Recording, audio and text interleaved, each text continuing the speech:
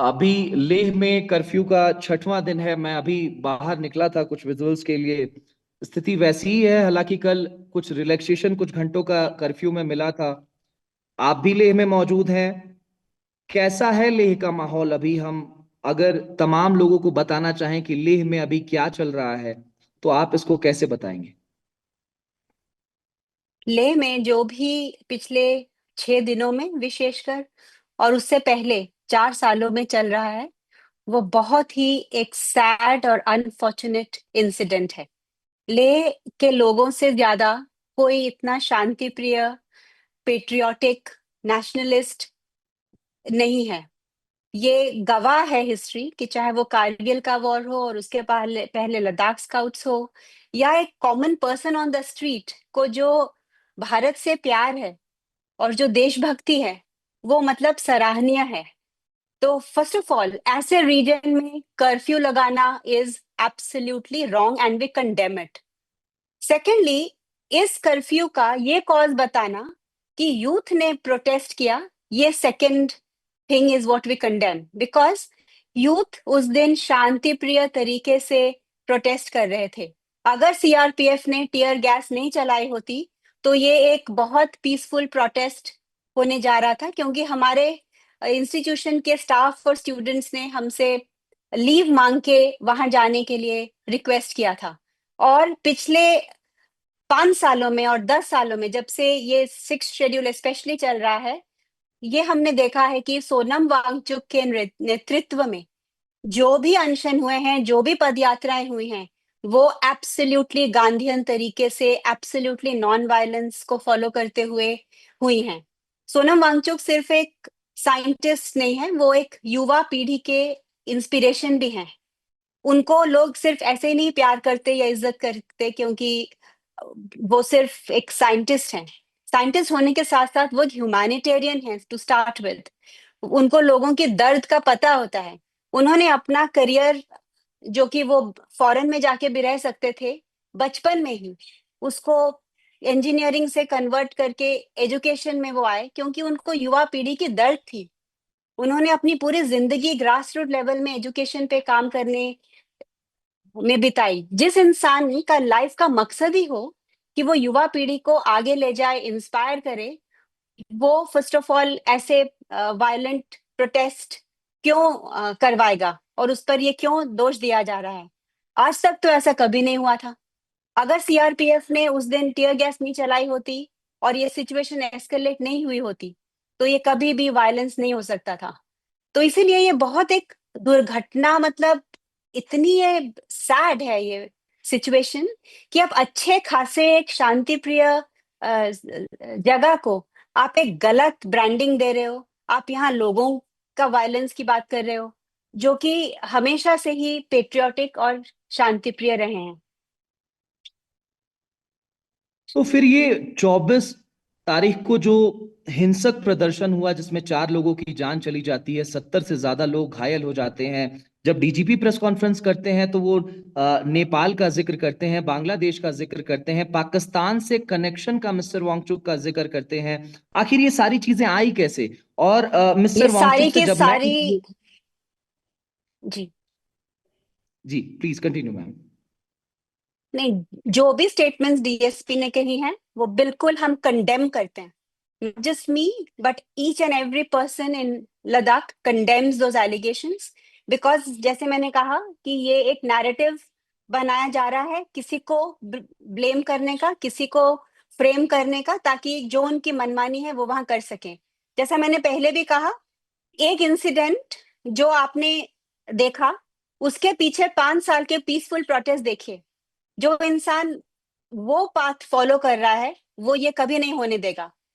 ये जो भी हुआ, ये बहुत अनफॉर्चुनेट है, क्योंकि इसमें सीआरपीएफ को, जैसे मैंने पहले भी इंटरव्यूज में कहा है कि हम ये क्वेश्चन पूछते हैं कि किसने सीआरपीएफ को गोली चलाने के लिए ऑर्डर्स दिए?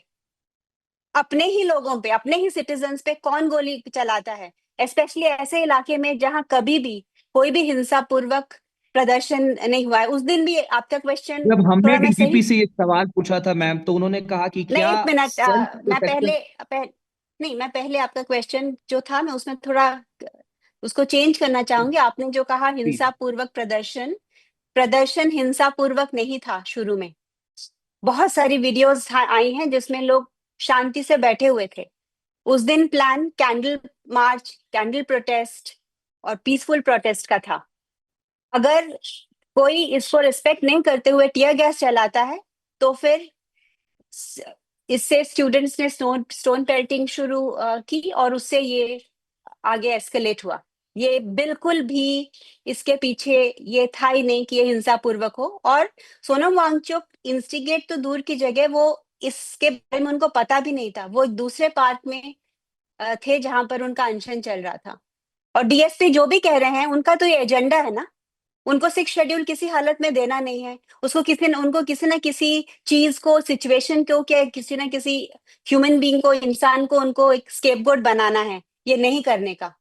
तो हम तो डीएसपी की सारी बातें फॉल्स हैं, गलत हैं, और आप भी जानते होंगे। और हर वो मीडिया चैनल जो इसको गलत वे से पोर्ट्रे करता होगा, वो अगर रात को अपने जमीर को पूछेंगे तो सबको ये पता है कि इसमें किसका हाथ है और ये कौन करवा रहा है। और ये बिल्कुल ना लद्दाख के लोग, ना लद्दाख के यूथ और ना लद्दाख के सोनम वांगचुक इसके पीछे हैं। क्योंकि मैं पिछले 10 सालों से लद्दाख में हूँ और कभी भी ना हमें कार को लॉक करने की वहां जरूरत पड़ती है, ना वहां घरों को लॉक करने की जरूरत पड़ती है। वहां पर बिल्कुल जीरो के बराबर क्राइम रेट है। कौन सी ऐसी स्टेट है, मुझे आप बताइए, जहां पर क्राइम जीरो हो? और ये इसलिए है क्योंकि यहाँ पर हर साल दलाई लामा जैसे लोग आते हैं जिनको बुद्धिस्ट, मुस्लिम सब इज्जत करते हैं, प्यार करते हैं, जो यहाँ पर कंपैशन की बात करते हैं और सब ये अपनी लाइफस्टाइल में इसको यूज करते हैं, ये कंपैशन की फिलॉसफी को। तो मैंने अपनी जिंदगी में वहां पर ऐसा कभी नहीं देखा, और ना ही भारत ने लद्दाखी आर्मी का या लद्दाखी लोगों का कभी भी एंटी नेशनल होने का कुछ भी सबूत देखा हो, या कभी भी कुछ वहां वायलेंस का माहौल देखा हो आज तक। तो फिर मैं जब डीजीपी से हमारा सवाल था कि आपने जो है इस हिंसक प्रदर्शन को रोकने के लिए बुलेट्स का इस्तेमाल क्यों किया, उनका ये कहना था क्या हम हाथ बांध करके खड़े रहते, हम मर जाते। दूसरा सवाल मैम, एफसीआरए के वॉयलेशन को लेकर के देखा गया, उसकी जांच की गई एनजीओ से, और अब एनएसए लगाना, कैसे इन सारी चीजों को देखती हैं। और जब हम मिस्टर वांगचुक का इंटरव्यू कर रहे थे, और मैं इन पर्सन इंटरव्यू करने वाला एकमात्र जर्नलिस्ट था जब से ये इंसिडेंट हुआ, मैं जब मिस्टर वांगचुक से मिला तो ही सेड कि I am ready to be arrested, मैं इनवाइट करता हूं पुलिस को कि आए मुझे गिरफ्तार करें। तो क्या उन्हें मालूम था कि उन्हें गिरफ्तार किया जाने वाला है, क्योंकि वो बता भी रहे थे कि कुछ केस उनके खिलाफ बनाया जा रहा है, क्या उन तक कुछ ऐसी भनक थी? फर्स्ट ऑफ ऑल वो डीएसपी सर का हम जो कह रहे हैं कि हम ऐसे बैठे रहते, तो ये जो इंसिडेंस हुआ जहां पर उन्होंने बुलेट चलाए, ये उनका फेलियर है कि सेफ्टी नहीं मेंटेन कर सकना।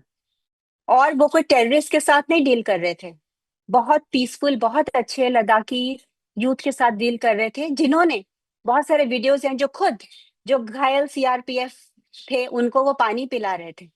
तो ये प्लीज मत कहिए कि हमने बुलेट चलाई क्योंकि हम सिचुएशन को कंट्रोल कर रहे थे।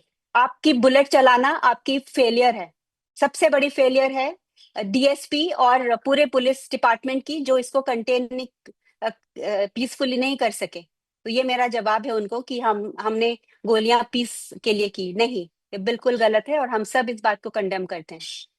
और सेकेंडली, आप बहुत सारे क्वेश्चन एक साथ पूछ रहे हैं, एक एक करके पूछे तो मैं आपको बहुत डिटेल में जवाब दे सकती हूँ। स्मोक स्क्रीन क्रिएट करना, आज की दुनिया में इतनी पोलराइज दुनिया है जहां कोई ट्रूथ के लिए नहीं खड़ा है, कोई किसी ना किसी पार्टी या किसी ना किसी आइडियोलॉजी के पीछे भाग रहा है, तो वहां स्मोक स्क्रीन क्रिएट करना, बड़े बड़े वर्ड्स यूज करना बहुत आसान है। लेकिन अगर आप उसको ब्रेक डाउन करेंगे, तो मैंने पहले भी बहुत सारे मीडिया चैनल्स को डिटेल में मैं समझा चुकी हूँ, और हमारे पास सारे पेपर्स भी हैं। और मैंने जो भी एमएचए के रिप्रेजेंटेटिव आना चाहते हैं प्राइम टाइम पे, सबके सामने, पूरे भारत के सामने, किसी भी न्यूज चैनल पे, तो हम आके कहने को तैयार हैं कि ये सब कैसे गलत है, allegations with facts and figures and evidence. तो आप एफसीआरए के बात कर रहे हैं, तो एफसीआरए फर्स्ट ऑफ ऑल हयाल का था ही नहीं, क्योंकि जब हमने अप्लाई किया तभी सोनम ने अपना अनशन शुरू किया था, और ये हमें एफसीआरए की धमकी दे रहे थे कि अगर आप ये करते रहेंगे तो हम आपको एफसीआरए नहीं करके देंगे। तो सोनम ने कहा हमें नहीं चाहिए एफसीआरए, क्योंकि हम self sufficiency, local self sufficiency पे चलते हैं। हम उन बहुत कम एनजीओज में से आते हैं जो सिर्फ फंडिंग पे डिपेंड नहीं करते, क्योंकि हम एक किसी इशू पे काम करते हैं और हम अपने फंड्स खुद जनरेट कर सकते हैं, और हम एफसीआरए के बिना या हो या ना हो हमें फर्क नहीं पड़ता। लेकिन सोनम जिस वैल्यू के लिए खड़े थे, जो कि लद्दाख में डेमोक्रेसी, इसमें इतनी आर्ग्यूमेंट हो क्यों रही है, मुझे तो ये नहीं समझ में आ रहा। सबसे पहले बीजेपी को ये आंसर देना चाहिए कि आप नंबर 1 जिस मैनिफेस्टो पे आप जीतते हो, आप वो क्यों नहीं करते हो। ये पहले हमें बस बस इसका वो आंसर दे देना कि अगर इतना ही डेवलपमेंट का इशू था या प्रोटेक्शन का इशू था या जो भी अभी वो मनगढ़ंत चीजें बता रहे हैं, तो जब इलेक्शन मैनिफेस्टो लिखने का टाइम आया था तब नंबर 1 में 6 शेड्यूल लिखा क्यों था? लोगों को गुमराह करने के लिए, वोट बटोरने के लिए सिर्फ। और उसके बाद अभी क्या हो रहा है? पहले तो वही आंसर दे देना कि जिसके इट्स लाइक आपने किसी को चेक दिया और वो बाउंस हो गया, आपको आंसर देना चाहिए ना कि क्यों आपका चेक बाउंस हुआ, कि जिसका जो बेनिफिशियरी था उसको आंसर देना चाहिए कि उसका चेक क्यों बाउंस हुआ। ये कहाँ का इंसाफ है, मुझे आप ये बताइए।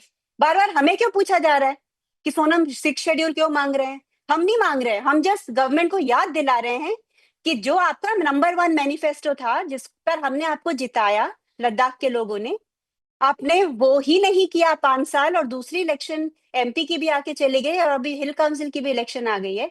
दोनों इलेक्शंस में आपने नंबर 1 नंबर 2 में आपके टॉप एजेंडास थे लोगों को कहने के लिए कि हम आपको 6 शेड्यूल देंगे। तो सोनम तो गवर्नमेंट भी हेल्प कर रहे हैं। पिछली बार भी वो गवर्नमेंट को ये समझा रहे थे कि अगर आप इस पे अमल नहीं करेंगे तो आप हार जाएंगे, और वो सही निकले।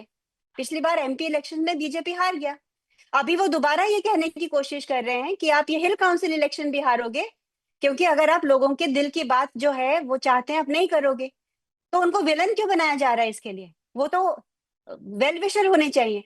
अकबर के कोर्ट में जो नवरत्न थे, वो अकबर को यस मैन नहीं थे, वो थे जो उनको सही मिरर दिखा सकते थे।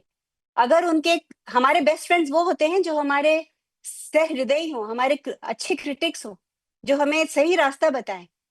तो गवर्नमेंट को सोनम को अपना सहृदयी मानना चाहिए, अपना एक वेल विशर मानना चाहिए, अपना एक अच्छा क्रिटिक मानना चाहिए जो उनको पिटफॉल में गिरने से बचाने की कोशिश कर रहा है। और ये नहीं करके बिना ये समझे और कुछ उसके लिए, ना लद्दाख के लिए, ना एम्प्लॉयमेंट के लिए यूथ, ना शिक्षा करके आप उनको फ्रेम करने की कोशिश कर रहे हो, आप उनको एंटी नेशनल बनाने की कोशिश कर रहे हो। ये तो एक मजाक बन के रह गया है। जो इंसान सारे generals, core commanders, army officers के साथ उठता बैठता था, जिनको आर्मी भी प्यार करती थी, और जो आर्मी के लिए इतना हार्डवर्क करके उनके लिए जवानों से लेके ऑफिसर्स के लिए जो सोलर शेल्टर्स बनाते थे ताकि वो कंफर्टेबली रहें, किस एंगल से वो आदमी एंटी नेशनल हो सकता है? जो आदमी चाइना को बॉयकॉट कर रहा था, चाइना की जब यूटी गवर्नमेंट था लद्दाख में, जब चाइना के साथ हमारा वॉर चल रहा था, तब यूटी गवर्नमेंट ने चाइना के टैबलेट्स खरीदे थे। उनको आंसर देना चाहिए कि जब चाइना के साथ वॉर चल रहा है तो वो क्यों चाइनीज टैबलेट्स खरीद रहे थे। सोनम तो तब एंटी चाइना की बात कर रहे थे कि not with bullet but with ballot we have to fight them. तो ऐसा इंसान कैसे एंटी नेशनल हो सकता है? और कोई स्किजोफ्रेनिक तो होता नहीं है कि चाइना के साथ वो नेशनलिस्ट होगा और पाकिस्तान के साथ एंटी नेशनलिस्ट होगा। अब रही पाकिस्तान की बात, फरवरी में हम एक कॉन्फ्रेंस पे गए थे जो यूएन और डॉन मीडिया ने ऑर्गेनाइज किया था, और वो क्लाइमेट चेंज पे था। तो अगर इंडिया चाइना के साथ क्रिकेट खेलता है तो क्या सारे इंडियंस एंटी नेशनल हैं, या सारे क्रिकेटर्स एंटी नेशनल हैं, या जो क्रिकेट की बॉडीज हैं वो एंटी नेशनल है? वैसे ही ये कॉन्फ्रेंस है जो कि गेम से कि जितना ही इम्पोर्टेंट है फॉर रिलेशंस, क्योंकि जो हम ग्लेशियर्स की बात करते हैं वो हिमालय पे है, वो एक थर्ड पोल है, एक एक एंटिटी है जो चाइना 8 हिंदू कुश कंट्रीज को जो पानी देता है, बांग्लादेश से अफगानिस्तान तक, पाकिस्तान, चाइना, नेपाल, भूटान सब उसमें है। तो उसमें अगर कॉन्फ्रेंस पे इंसान जाए तो वो क्या बिहाइंड द सीन सिर्फ आईएसआई एजेंट ही हो सकता है? ये कहाँ का लॉजिक है और क्या एविडेंस है उसका? और अभी बता रहे हैं कि कोई पाकिस्तानी यहाँ आ गया, तो ये भी एमएचए को आंसर देना चाहिए कि क्यों प्रोटोकॉल हुआ, ब्रीच डीजीपी हुआ ने प्रेस सेफली। कॉन्फ्रेंस में मैम कहा है कि Pakistani POA was in connection with mister Wangchuk, उसको गिरफ्तार किया गया है। Absolutely, absolutely balderdash, absolutely wrong and false. Okay, absolutely, and we condemn it to the core. Because my question is this: a person who is working for environment, who's working for army, who has given up his career to work at the grassroots level for the youth, who is recognized by the world, by India. Forget the world and India. इस very government ने हमें एक ministry of energy, mister R K Singh जब energy minister थे, उन्होंने हयाल को first prize दिया to make passive solar heated buildings, जो कि आर्मी यूज कर रही है। इसी गवर्नमेंट, ये गवर्नमेंट क्या पहले क्या था फिर, अंधी थी? इनको दिखाई नहीं दे रहा था कोई एंटी नेशनल को अवार्ड दे रहे? मिनिस्ट्री ऑफ ट्राइबल अफेयर्स ने स्कॉच अवार्ड दिया फॉर आइस स्तूपस, तब नहीं दिखाई देता था कि ये एंटी नेशनल था? इतना वीक है इनका इंटेलिजेंस सिस्टम, और अभी सडनली दिख गया ये एंटी नेशनल है, क्योंकि यही एक आदमी है जो इस मूवमेंट को आगे ले जा रहा है और ये फेस है इस मूवमेंट का। पर ये मत समझिए कि सिर्फ सोनम वांगचुक सिक्स शेड्यूल चाहते हैं, पूरी लीडरशिप सोनम वांगचुक के पीछे है, हर लद्दाखी सोनम वांगचुक के पीछे है, और पूरा देश सोनम वांगचुक के पीछे है, क्योंकि वो जस्ट लोगों की आवाज गवर्नमेंट तक पहुंचाते आ रहे हैं। वो जस्ट एक रिप्रेजेंटेटिव हैं इसकी। ये लोग सोचते हैं कि उनको हम चारों तरफ से फ्रेम करेंगे, उनका इमेज खराब करेंगे तो ये मूवमेंट को वो बिगाड़ सकते हैं। नहीं, ये मूवमेंट हर इंसान के दिल में है। और मैं आपको ये समझाना चाहती हूँ और आपके सारे दर्शकों को कि सिक्स शेड्यूल एंटी डेवलपमेंट नहीं है। सिक्स शेड्यूल ये नहीं कहता कि गवर्नमेंट को वहां लोग कुछ करने नहीं देंगे। सिक्स शेड्यूल जस्ट ये कहता है कि कोई भी रीजन में डेमोक्रेसी होना इम्पोर्टेंट है, और जो एक फ्रेजाइल इकोसिस्टम है या जो ट्राइबल एरिया है उसके अपने तरीके होते हैं। आपका डेवलपमेंट वहां का डेवलपमेंट नहीं हो सकता। जैसे अभी कितनी गलतियां यूटी कर चुकी है पिछले 5 सालों में। अभी उन्होंने एक सीवरेज ट्रीटमेंट प्लांट वहां लगाया, सीवरेज ट्रीटमेंट प्लांट, जो कि एक बिल्कुल गलत टेक्नोलॉजी है लद्दाख के लिए, जो कि मैं आपको बताती हूँ कैसे। लद्दाख को सदियों से कॉम्पोस्ट टॉयलेट यूज करते आए हैं, क्योंकि वो एक डेजर्ट है, वहां पानी नहीं है। आप एक फ्लश में 6 लीटर पानी आप यूज करते हैं, वहां पर 20 लीटर पानी से एक फैमिली पूरा दिन गुजारा करती है। तो वहां ये लग्जरी नहीं है कि आप फ्लश टॉयलेट लगाओ और 6 लीटर एक फ्लश में आप डालो। तो वहां पर सदियों से जो इंडिजिनस नॉलेज सिस्टम्स है, जो ये गवर्नमेंट बात करती है और जिसको हम रेस्पेक्ट करते हैं और हम भी फॉलो करते हैं, ये जो इंडिजिनस नॉलेज सिस्टम्स यही कहते हैं कि हम वेस्टर्न टेक्नोलॉजीज को नहीं यूज करें, पर जो सदियों से वहां पर चल रही है प्रथा, उसी को कैसे हम आगे ले जाएं इनोवेशन के द्वारा, कटिंग एज टेक्नोलॉजी के द्वारा।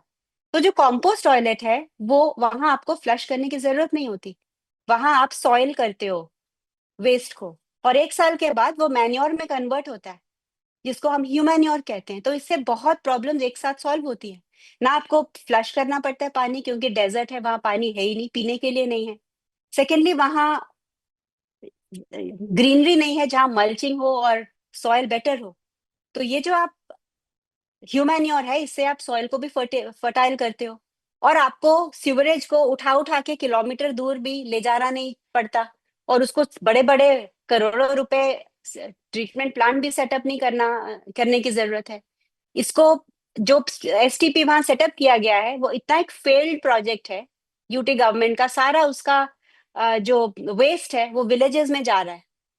तो सोनम वांगचुक का बस यही कहना है कि सिक्स शेड्यूल से और डेमोक्रेसी से, लेजिस्लेचर से, वहां के लोग खुद डिसाइड करेंगे कि वो किस टेक्नोलॉजी से आगे जाना चाहते हैं, क्या डेवलपमेंट करना चाहते हैं। आप उनकी आवाज सुनिए, आप बाहर से आके अपने आइडियाज मत थोपिए, और अपने आइडियाज ऑफ डेवलपमेंट मत थोपिए। बस यही है जो सिक्स शेड्यूल कह रही है। इसमें गलत क्या है?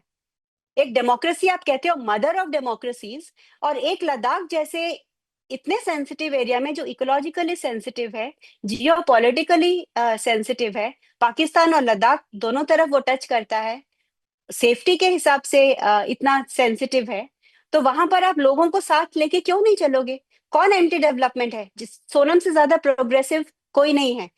35 साल पहले जब किसी को पता भी नहीं था कि फोटोवोल्टेक्स इंडिया में, तब सेक्मॉल जैसे दूर दराज के इलाके लद्दाख ऑफ ग्रिड कैंपस था जहां पर फोटोवोल्टेक्स थे।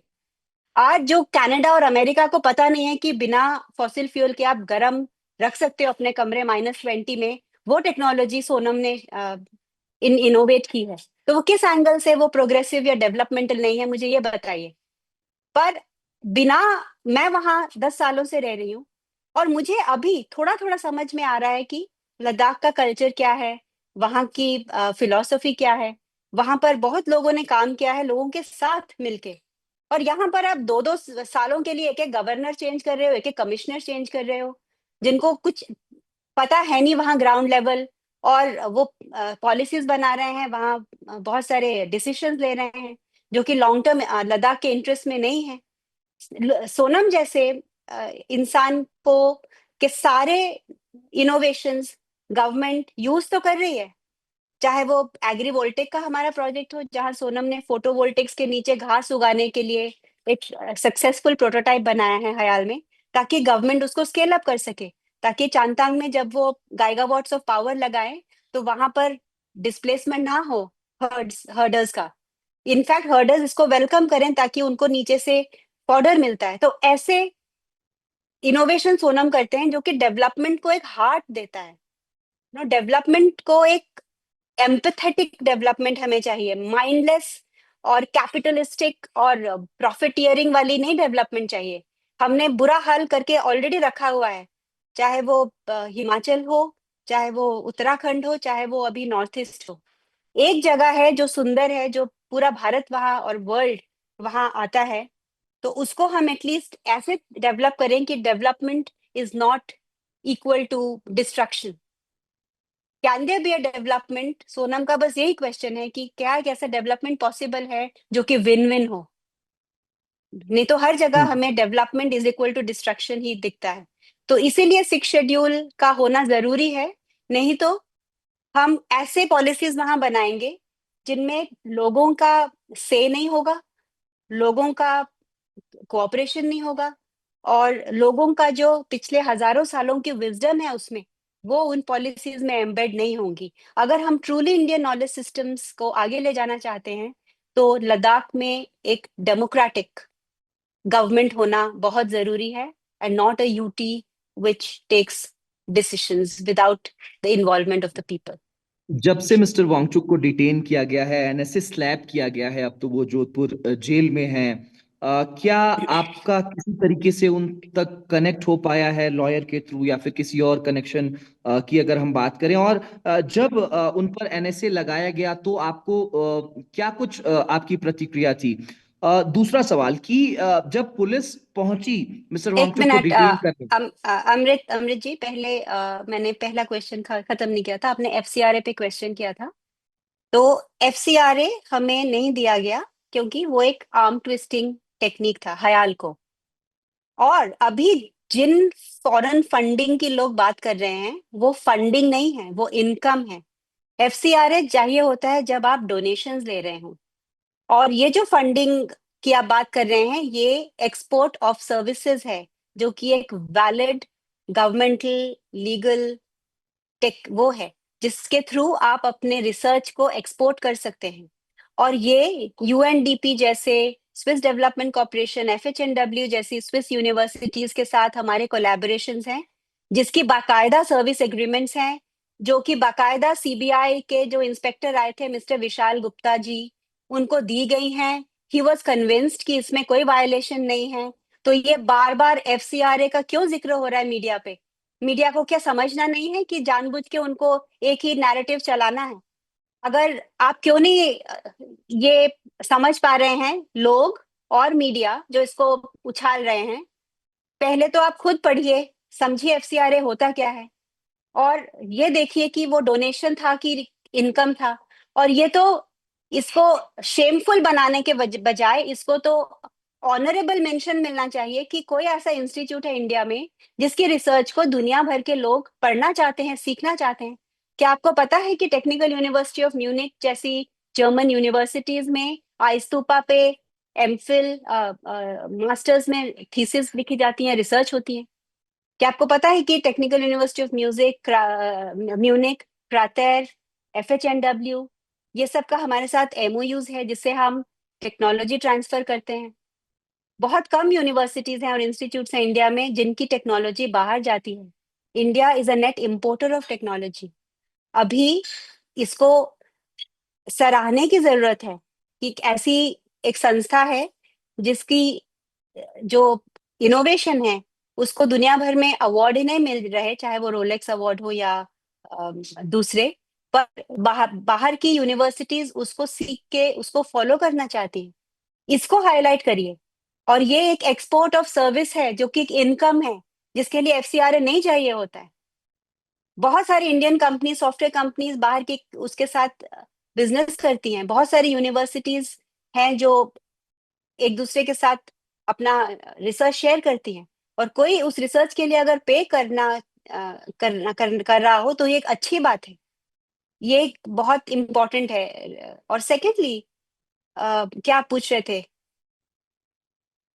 और एक किसी मैंने वायलेशन पूछा के कि बारे में आप पूछ रहे थे। एनएसए, मैंने ये पूछा था मैम कि एनएसए स्लैप करने के बाद और मिस्टर वांगचुक के डिटेंशन के बाद क्या आपका किसी तरीके से मिस्टर वांगचुक से संपर्क हो पाया है थ्रू योर लॉयर और किसी तरीके से? और मेरा सवाल ये भी था कि जब मिस्टर वांगचुक को डिटेन किया गया तो किस तरीके से डिटेन किया गया? क्या कुछ बताया गया उनको कि एनएसए के तहत उनको उनका डिटेंशन किया जा रहा है, उनको कहाँ ले जाया जा रहा है, और आप तक ये जानकारी कैसे पहुंची? तो सोनम वांगचुक तब अपने गांव में थे। मैं हयाल में थी। मैं फिजिकली वहां प्रेजेंट नहीं थी क्योंकि वो अपनी फैमिली को मिलने गए हुए थे और मैं हयाल का बहुत सारे ये सब संभाल रही थी। तो लेकिन मुझे ये पता है कि पूरा घर को वहां छान मारा था। और कुछ लोग तो 5 से 10 लोग घर के अंदर थे, लेकिन 100 के जैसे जो थे पुलिस वो बाहर रोड पे थे। और मुझे 4 बजे ये खबर मिली जब इंस्पेक्टर रिग्जिन गुरमेट जो कि लद्दाख में है, जिन्होंने मुझे कॉल किया और कहा कि उनको डिटेन किया गया है। जब मैंने पूछा कि हमको FIR दीजिए, तो उन्होंने कहा कि अरेस्ट नहीं है, उनको डिटेंशन हुआ है। तो मैंने डिटेंशन ऑर्डर का पूछा तो उन्होंने कहा कि आज वो जैसे ही जोधपुर में लैंड होंगे, उनके साथ जो ASP थे मिस्टर शुक्ला, वो मुझे कॉल करेंगे और उनसे बात करवाएंगे और क्या हमारी लीगल राइट्स है ये भी बताएंगे। लेकिन आज चौथा दिन खत्म हो रहा है और अभी तक ना उनसे कोई कॉल आया है, ना कोई फॉर्मल डिटेंशन ऑर्डर हमें दिया गया है, और ना हमें पता है कि वो वहाँ किस हाल पे हैं। क्या आपने फिर संपर्क करने का प्रयास किया अपने एडवोकेट के माध्यम से, या फिर जो इंस्पेक्टर यहाँ पर आपसे बात कर रहे थे उनसे आपने फिर संपर्क करने का प्रयास किया? हाँ, उनसे बहुत बार उनको कॉल किया, मैसेज भी छोड़ा, लेकिन ना वो कॉल उठा रहे हैं और ना वो कॉल बैक कर रहे हैं। और क्योंकि यहाँ कर्फ्यू है, बाहर नहीं जाने दे रहे हैं। और आपने भी कल ये एक्सपीरियंस किया कि आप जब अंदर आए तो आपके पीछे पीछे CRPF भी हमारे कैंपस में आ गई। तो एक तो ये कहाँ की मैं डेमोक्रेसी है ये क्वेश्चन करना चाहती हूँ कि आप प्रेस कॉन्फ्रेंस दिए जा रहे हो जो कि बिल्कुल गलत, बेबुनियादी, फॉल्स एलिगेशंस वाला है, और आप हमें ये मौका भी नहीं दे रहे हो कि हम अपने आप को दुनिया के सामने डिफेंड कर सकें या अपना सच दुनिया के सामने रख सकें। आपने ऑलमोस्ट हाउस अरेस्ट में हमें रखा हुआ है, जिसको कि कोई भी आता है जाता है उनको क्वेश्चन किया जाता है। कल हमारे स्टाफ और स्टूडेंट को पकड़ के ले गए और पुलिस कस्टडी में रखा ओवरनाइट, और बहुत सारे और युवाओं को बिना वजह पकड़ के लेके जा रहे हैं। ये करना क्या चाहते हैं वहां पर? एक अच्छे खासे पीसफुल एरिया को एक ऐसा माहौल क्यों बना रहे हैं? ये बिल्कुल गलत है, क्योंकि डेमोक्रेसी ये होती है कि डायलॉग हो और डिस्कशन हो और बेशक डिबेट हो, पर ये oppressive use of power is not democracy. This has to be known.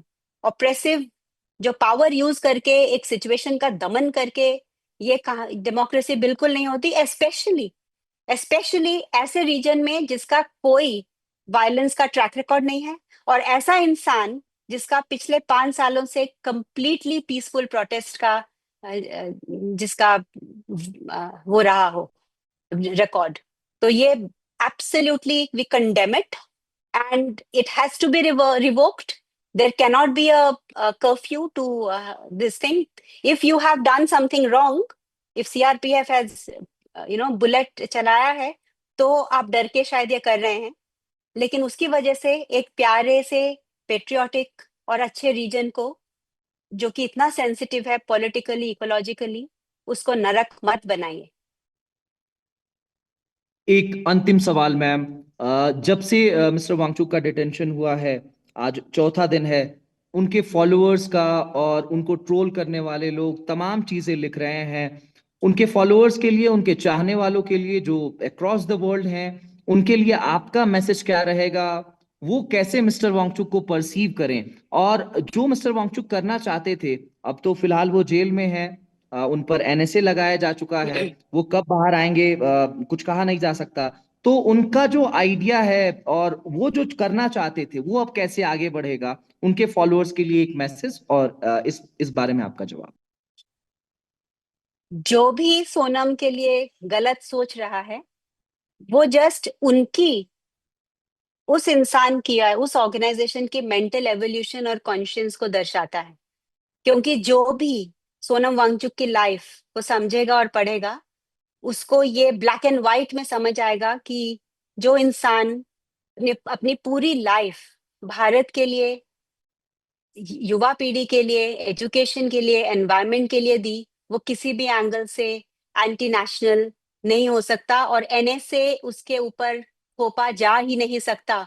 वो किसी भी एंगल से नेशन की सिक्योरिटी को थ्रेट नहीं है। वो हर एक के लिए एक इंस्पिरेशन है। उसकी जिंदगी से, उसके ऑर्गेनाइजेशंस से पूरी इंडिया और पूरा वर्ल्ड सीख सकता है।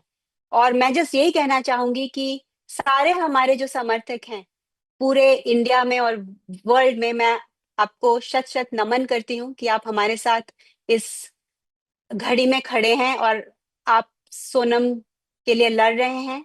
और जो भी नेसेयर्स हैं और जो भी उनके बारे में उल्टा सीधा कह रहे हैं, मैं बस उनको यही कहूंगी कि अपनी जमीर में झांकिए, ऊपर भगवान है, और ये नवरात्रि चल रही है जहां पर हमेशा सच की विजय हुई है।